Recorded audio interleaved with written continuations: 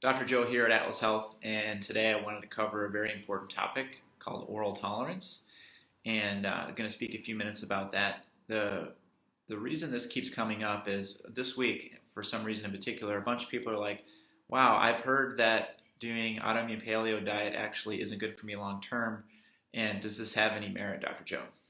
And so let me answer that question by proposing what's actually happening and why an autoimmune paleo diet might be beneficial.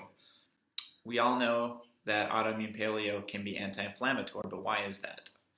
And why is, for example, things like gluten and dairy pro-inflammatory or grains pro-inflammatory? And the reason has to do with how the body breaks down protein. Certain proteins are more difficult to break down than other proteins. And so what can happen is a person will eat something, they may combine it poorly with too much liquid, or they may combine too many starches with protein, or maybe they have a lack of protein breakdown due to low stomach acid production, due to a thyroid issue, due to a concussion, due to an infection in their stomach, due to a poor development of the rest and relax system, due to chronic stress. The mechanisms for low stomach acid production are numerous. Okay? So essentially what happens is that low stomach acid doesn't allow the protein to break down from chunks of protein into individual bits of protein called amino acids. Okay? And the way the immune system works is once the food gets into the small intestine, there are cells that can reach through the intestinal lining and sample the food or the amino acids to say, yes, I like these, or no, I don't. And those are called dendritic cells.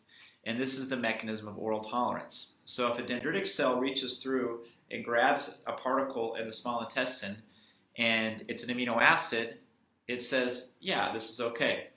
If it reaches through and it grabs a chunk of protein that is not broken down all the way into amino acids because of low stomach acid production, they may go, no, I don't like this protein, or they may go, it's okay. If they say, no, I don't like this protein, then you lose tolerance to that protein and end up with inflammation, a systemic immune response to that, which is like fatigue, you can get mucus production, you can get bowel changes, etc. A person can have this despite not having leaky gut, which is a dendritic cell that's not very happy. Okay?